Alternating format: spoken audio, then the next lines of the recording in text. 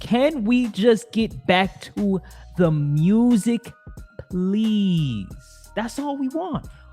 Yo, what's up, everybody? It's your boy Lance, and welcome back to the Fame Report.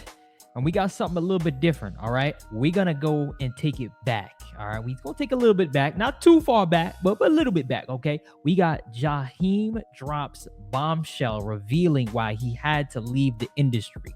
So remember when I explained to you guys that a lot of things are going to be coming to light, right? And by the way, if you guys don't know who Jaheim is, just in case I don't make it back home tonight, right? You know, so a little something, you know what I'm saying? Not too crazy, but let's rock.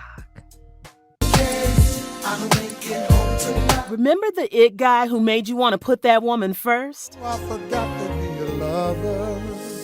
Everyone was jamming to his tracks, thinking he'd be rolling with the big names like Usher and Charlie Wilson for the long haul. But then, poof, dude vanished from the mainstream scene faster than my ex after I asked where we were heading. So, what's the 411? Why did Jaheim ghost us and the music chart? Ask me how I know, and I'll tell you so. She used to be my girl. The R&B sensation was born on May 26, 1978 in New Brunswick, New Jersey. Jaheim's life was marked by tragedy early on when his dad, Tyrone Deshaun Cole, passed away, leaving him at the tender age of 3. His mom, Julie Gratchel Hoagland, was left to juggle the world on her shoulders, raising Jaheim and his 2 siblings in the rugged terrains of the Memorial Parkway Homes Public Housing Project. Talk about a rough start. But get this, music was in his blood. His granddaddy, Victor Hoagland, was an R&B crooner back in the 60s, giving little Jaheim some big shoes to fill. Family reunions turned into Jaheim's first stage, setting the scene for his future stardom. Despite the tough exterior of project life, Jaheim had dreams bigger than the ghetto, even as he found himself tangled in the kind of trouble that comes with street life, landing him behind bars more than he'd like to admit during his high school years.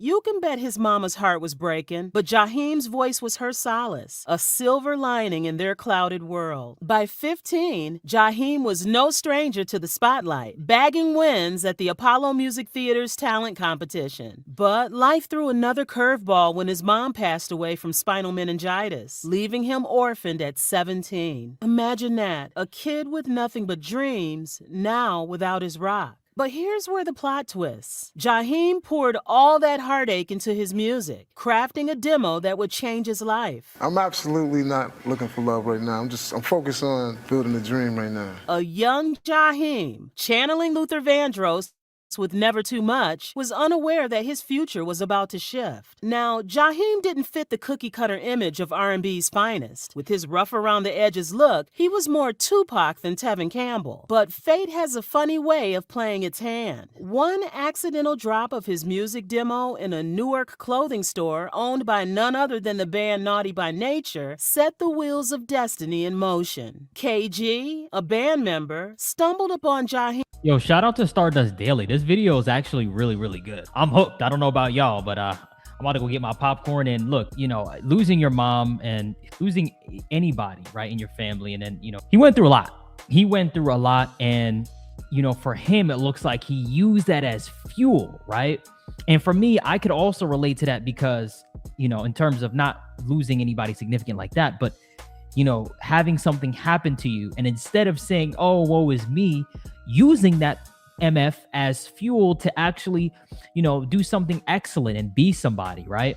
Back to the video. Jaheim's demo and was instantly captivated. He saw in Jaheim a bridge between Luther's classic soul and the fresh vibe of a younger generation. But he wanted it to be produced for Luther's younger audience. Who did you find first? Was it Next? Was it Jaheim? I actually had Jaheim first, and he came out last, yes. And to this day, he'll tell you he's pissed off about that. KG saw the talent in Jaheim and placed a call to him on April 1st, 2000, to discuss signing him to Divine Mill Records, a subsidiary of Warner Brothers. Jaheim had hung up the call thinking it was an April Fool's trick by his friends, but later picked up the call. A year later, he released his debut album, Ghetto Love, selling over 80,000 copies during the first week of release. All I really want is your ghetto love. What a way to launch a career. That was the beginning of his fame in America because the album rose to number 2 on the Billboard chart. The early 2000s were some of his best moments. In 2002, Jaheim headlined a tour and sang with a live band for the first time at the Seagram's Gin Live Concert Tour. Fueled by this success, he went on to release his second album, Still Ghetto, which featured hit singles, including Put That Woman First. If they gleam in the sun while they spinning, they fit on my truck. And Fabulous. Got back, did a little bit, now we hardy puppy. Both of which reached platinum. You know what happens when you have a dark past? Sometimes it comes calling. On June 14, 2004, while Jaheim was just outside a convenience store in Hillsborough Township, he was approached by law enforcement officers who accused him of being in possession of drugs. Once again, he found himself behind bars, just like when he was still in the ghetto. The difference is he was now more mature and richer, so he pursued justice through an appeal in 2005. To his relief, a judge invalidated the charges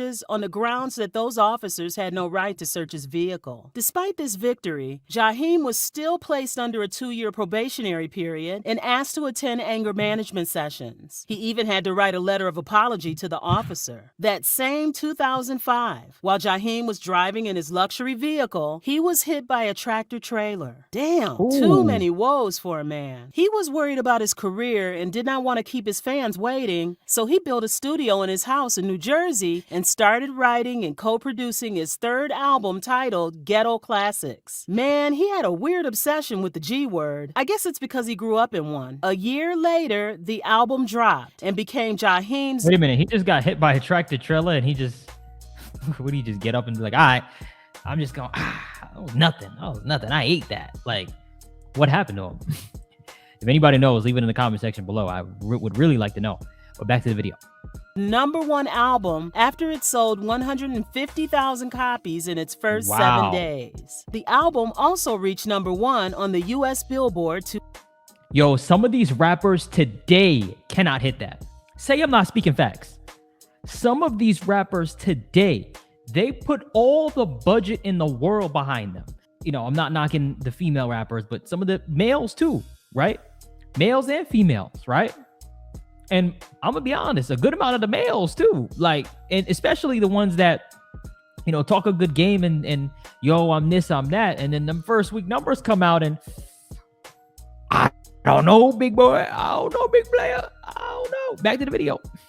200. However, in 2007, he left Divine Mill Records and signed with Atlantic Records, where he released his fourth album, The Makings of a Man. The hit single Never reached number 76 on the Billboard Hot 100. No more #1s. His fans were bored. The song Jaheim released about hustling and paternity sounded tiring and cliche. Notwithstanding, he was doing well. Aside from his music career, Jaheim was into other big things. He was getting modeling gigs in movie roles, like the Paramount movie he was supposed to be featured in, which till now has not been released. In 2010, he released a new album titled Another Round, featuring the hit song Finding My Way Back.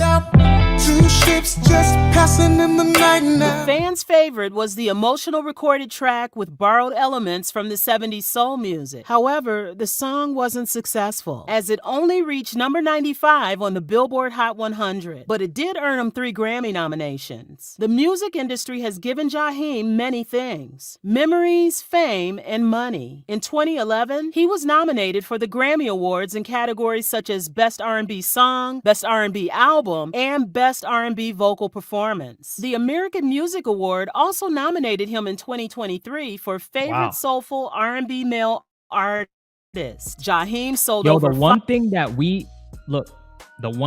we can say about Jaheim is he came with those vocals.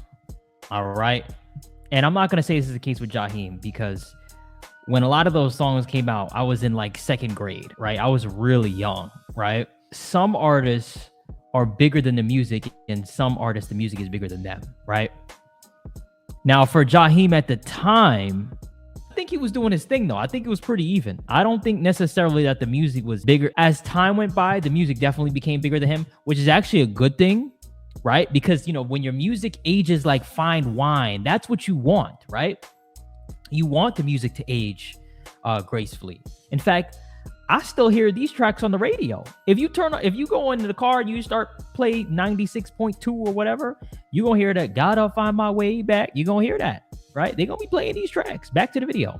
5 million records worldwide. He has made enough money from album sales and endorsements that his net worth has risen to $4.5 million. Since Jaheim had always wanted to own a record label, he relaunched his label, Julie Dream Music Group, in 2014. His fans think the name of his label has something to do with the memories of his mother. The last album Jaheim released was Struggle Love in 2016, before he went out of the limelight. But you know, the crazy thing about being an entertainer is that people can forget about you just like that and move on to the next big thing. That's what happened to Jaheim. His fans had started moving on from him, claiming that the singer had too many demons to deal with, especially the rumors of drug abuse. There was even a video of Jaheim on a rant towards Charlemagne the God a few years ago. In 2018, when Jaheim decided to go vegan, his choice brought a lot of discussion online. Many thought and felt he looked skinny and unhealthy. During his interview with Amanda Booz at Star 94.5 FM, Jaheim gave reasons for going vegan. He also talked about an upcoming album which never came out. The inspiration for this album, they tack on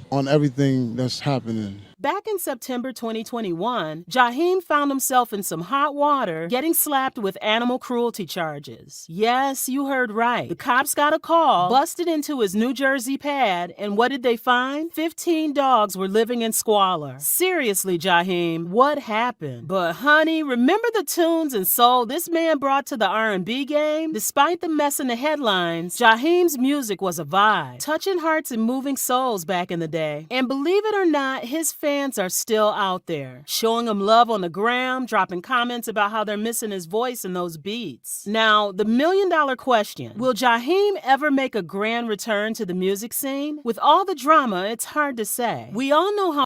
What do you guys think? Do you guys think he'll ever return? I mean, honestly, look, if he was going to return, it would have been maybe last year or something like that, because this year, the music industry is looking wild.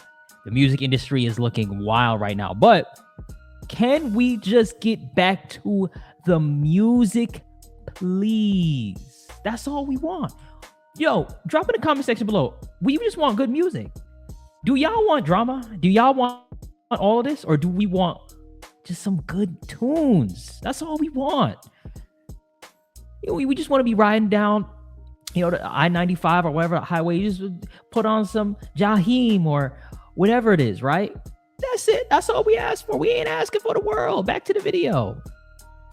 How crucial staying in the spotlight is for an entertainer's relevancy. And Jaheim has been off the radar for a hot minute. Rumors are swirling about a battle with drug abuse, but it's all whispers and shadows since the man himself hasn't said a word. At 45, we're all left wondering what's going on with him. So here's hoping Jaheim finds his way back, not just to the stage, but to himself. We're rooting for a comeback. Ready for that? I hope he finds his way back if it's meant for him. If it's not meant for him, brother, don't come back if it's not meant for you, right? So, and you'll know, right? Would definitely love to hear more music in case you see this video. And yeah, guys, let me know your thoughts. Let me know your opinion. You know, it's unfortunate because with this situation, it doesn't look like he bowed out. It looks like his fans bowed him out. And not in a disrespectful way or anything like that. It's just they did it gracefully, though. They're like, okay, we had enough of music from you, a lot of good music, and it's time to move on. And sometimes you got to move on in life. He became vegan. You know, he really started to get